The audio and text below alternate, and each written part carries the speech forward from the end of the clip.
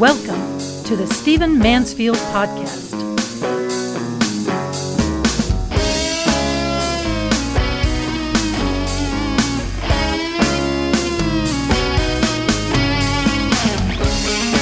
Well, welcome to the Stephen Mansfield Podcast. Great to have you with me. I hope you're doing well. Let's dive right in. Let's talk about the first days of the Biden administration. I think for most Americans, there's a sense that there's a level of competence, maybe that the adults are stepping onto the stage in the Biden administration. Scientists are saying that they're not as gagged. Our international partners are celebrating the fact that they have somebody who actually cares about international partnerships. And of course, there's been a very aggressive set of actions targeting the pandemic. And so a lot of Americans are feeling good about what's going on. A lot of Americans feel like maybe there's less ideology and more competence in office. I see some of that too. I have friends in this administration with whom, of course, I don't agree with completely, but nevertheless who are sincere patriots trying to do good stuff in this administration. But I will tell you what is disturbing to me, and it's something that I've grappled with about Mr. Biden during his entire political career as long as I've been aware of it. And it is the fact that while he is a devoted Roman Catholic, his policies in some very critical areas, some very important areas to many Americans, are completely bereft, it seems, of moral rooting, completely bereft of any kind of framing of faith. Let me tell you what I'm talking about. You know that I'm a moderate. You know that I'm right of center. I'm not hard right wing. So I'm willing to hear truth from the mouth of the quote unquote other side. I'm willing to hear truth from the mouth of people that I don't necessarily agree with. So I try to ponder, I try to consider every position from the standpoint of the person proclaiming it and what they intend, trying to assume that they're not just evil. Well, Mr. Biden's been in office just barely a week, and he has issued a number of executive orders, most of which we aren't that surprised about. We expected him to stop the wall on the border. We expected him to stop the Muslim ban. All of that was going to happen. But I'm mystified that a man who makes much of his Roman Catholic faith is as stridently pro-abortion as Mr. Biden is. I think one of the things that's happened in our generation is that abortion has been taken almost entirely as a feminist issue. And so as a result, you expand abortion rights by way of saying, I'm pro-women, I want to help women, I want to provide health care. I love what happened this past week. Kamala Harris was talking about abortion in the context of health care, and Governor Bill Lee of Tennessee tweeted, abortion is not health care. That's exactly where I am. Abortion is the ending of a life. It's not health care. Abortion rarely makes the mother healthier. That's a fact. Obviously, where in the situations where the life of the mother is threatened, we would say take the child. But that happens in far less than 1% of the cases. Shouldn't even be part of the debate. So abortion is not health care. In fact, it's quite unhealthy for the unborn.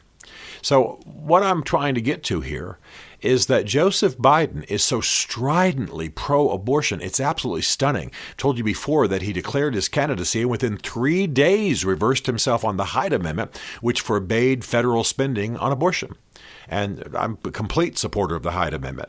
Within a few days after taking office, he absolutely undid the Mexico City policy, which provided federal funding for organizations that encourage abortion in the international world. In other words, he could not be more strident. He is in favor of partial birth abortion, which, again, I try not to be too graphic in this podcast, but you know what that means? That means the baby's half out of the womb. Picture that now for a moment, and then it's killed. And yes, that's the only term to use. It's killed. In some cases, the brain is sucked out. In some cases, there's an incision made. I mean, it is horrible. It's horrible. And yet Mr. Biden, an apparently civilized man who believes himself to be a conscientious Roman Catholic, can't bring himself to say that that's immoral. So I got to tell you, I'm absolutely stunned. You know, we know a great deal about what's going on with children in the womb, things we didn't know even a decade or two ago. We know that a child at the age of 10 weeks feels pain. You should go on Google and do a search for what a fetus looks like at 10 weeks old. A 10-week, 12-year-old fetus is actually just a tiny little baby of the kind that's born. Now, I'm not stupid. I know that not everything's fully formed. But on the outside, physically, it's just a miniature version with toes and fingers and noses and all that kind of thing. That as will be born 9 months later if allowed to go to full term. So you abort a child, you partially abort a child, you partial birth abortion. You reach in there and cut it up with a knife, which is exactly what many abortions are. You do those kinds of procedures. Yes, the child feels pain. Yes, it's the ending of a human life. And of course, now we have full-term abortion. In New York right now, it's actually legal to take a child in the 9th month, as long as it's not born yet. And some people, including the governor of Virginia, where I'm sitting right now, have actually said that there might be a case to actually end the life of a child who's been born if the parents don't want it. Think about what that means now. Think about what that means. And think about how many of you, I'm trying to picture in my mind, all of you who are listening to this podcast, many of you were probably born with some kind of defect that you later got over, right? This happens all the time. Babies are born and now they have Apgar scales and they rate the health of the baby. But I have many friends who were born with heart problems, born with cleft issues, cleft palates, cleft lips that later got fixed surgically. I mean, what are the standards? Who makes those decisions? Some of the sweetest people I know are Down syndromes people. I've got them in my family. Sweet, dear, should they not be allowed to live? Should they be taken in the womb? Should they be killed after they're born? Now, my point is not just to rant about abortion. I'm obviously pro-life. I'm obviously opposed to abortion. But the mystification for me is how in the first few days of his administration, Mr. Biden, completely ignoring the counsel of his Catholic faith and completely ignoring the wishes, by the way, of more than half of the American people. Surveys show that more than half of the American people believe there ought to be some restraints, some restrictions on abortion. Even if they don't think it ought to be completely outlawed, they think there ought to be some restrictions, like not in the 3rd trimester or something of that nature. Mr. Biden blows all of that aside, and he does everything he can to increase abortion. Of course, we know that's where he is. That's where he's been for a while.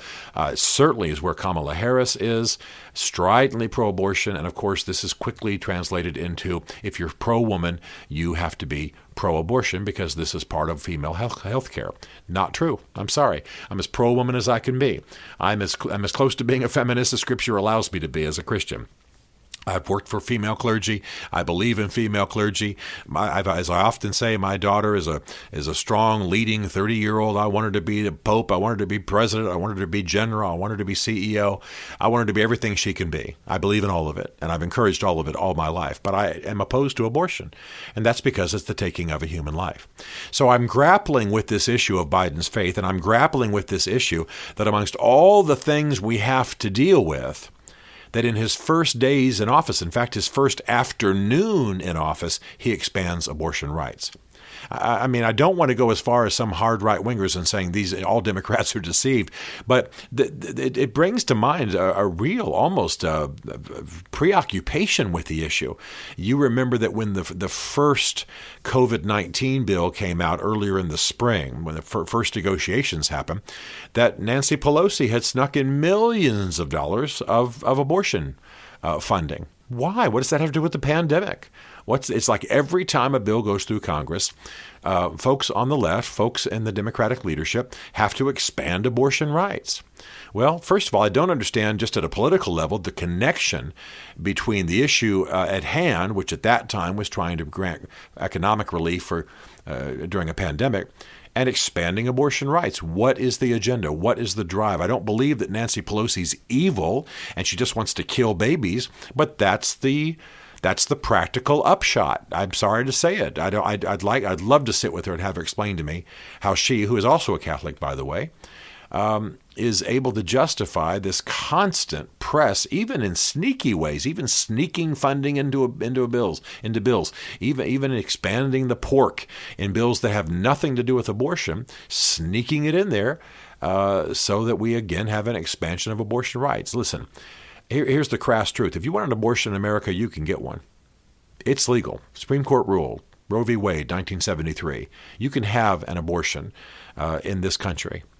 But I do believe even though I'm opposed to that law. I think Roe v. Wade is one of the, and many legal experts have said this, some of the worst law ever crafted by the Supreme Court.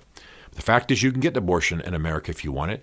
What I don't understand is requiring that the federal government pays for it. What I don't understand is requiring that taxpayers like me have to have their funds go to funding something that I find morally objectionable. And I do not understand how almost every cause is somehow translated into an enhanced pro-abortion effort. It's what we see Mr. Biden doing. It's what we see Nancy Pelosi doing. It's what we have seen and will see Kamala Harris doing. Now, I'm not just a right-winger mad because Biden's president. I mean, we didn't have that great a president in the previous administration, though he was pro-life and stood for pro-life policies, and I celebrated that publicly when it happened. So I'm not just hammering Joe Biden because he's a Democrat who's in office. I think he's doing a good job on the pandemic. But I do not understand this. And let's go to another issue like it.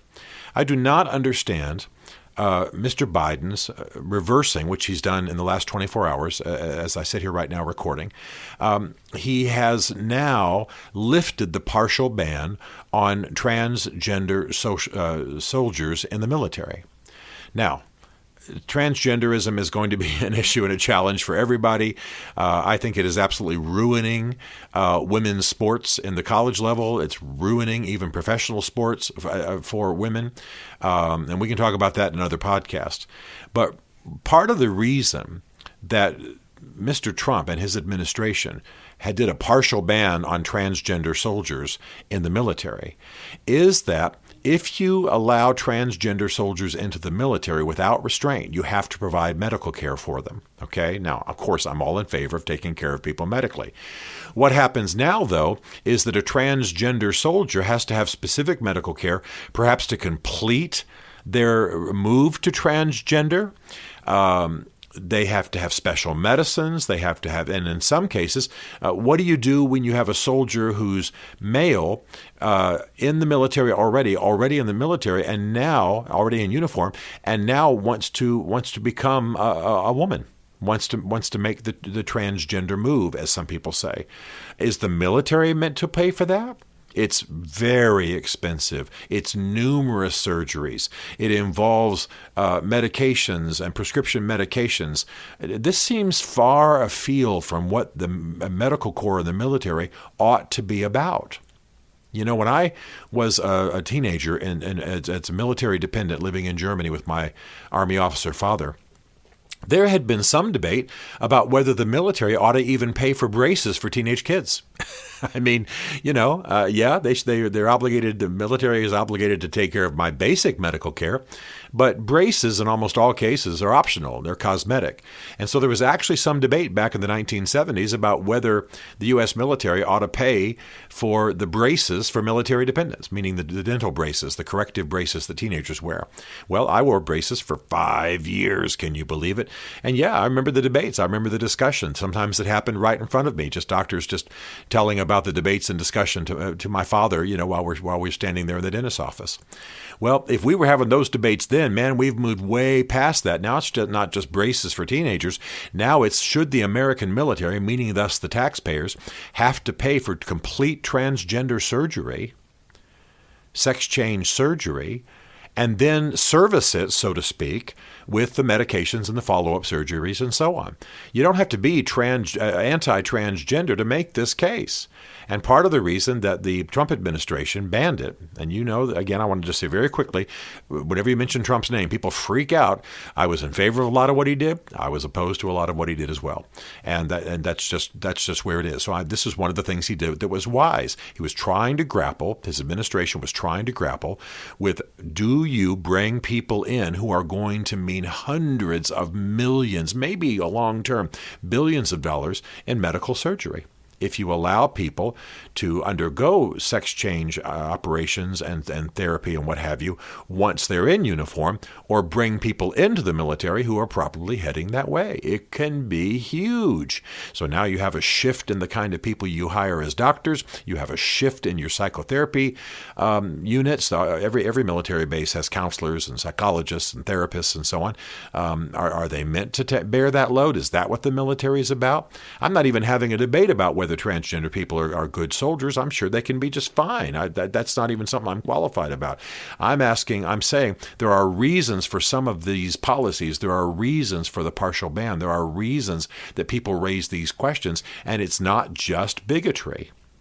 It's also, what's the legitimate purpose of the American military and its medical corps?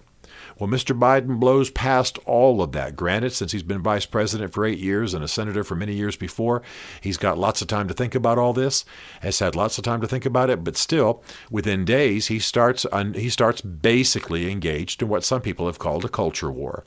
He starts through presidential proclamation to undo some of these hedges, to undo some of these boundaries, the Hyde Amendment, the Mexico City policy, etc., that provide not just a moral hedge, but also in some cases a practical hedge erected by those who are saying this isn't a legitimate purpose of the federal government. Mr. Biden's ignoring all of that. So on the one hand, I applaud everything he's done thus far with the pandemic. I think we're going to get to the backside of this thing in 2021, and I think the way that Mr. Biden's administration is pursuing it is really going to help us. However, his undoing of moral boundaries, his undoing of practical boundaries in the federal government when it comes to highly controversial things like transgenderism in the military and abortion is producing a bit of a revolution. It's going to engender a lot of opposition. And more importantly, I think he should take a moment, take a breath, and give thought to where the boundaries ought to be. Because right now he's engaged in a low-grade cultural revolution, and I don't think that's going to serve America well. Stephen Mansfield is a New York Times best-selling author, a popular speaker, and a frequent faith and culture commentator on Fox and CNN. His groundbreaking books on faith and society include The Faith of George W. Bush, The Search for God in Guinness, Mansfield's Book of Manly Men, and Lincoln's Battle with God. Learn more at stephenmansfield.tv.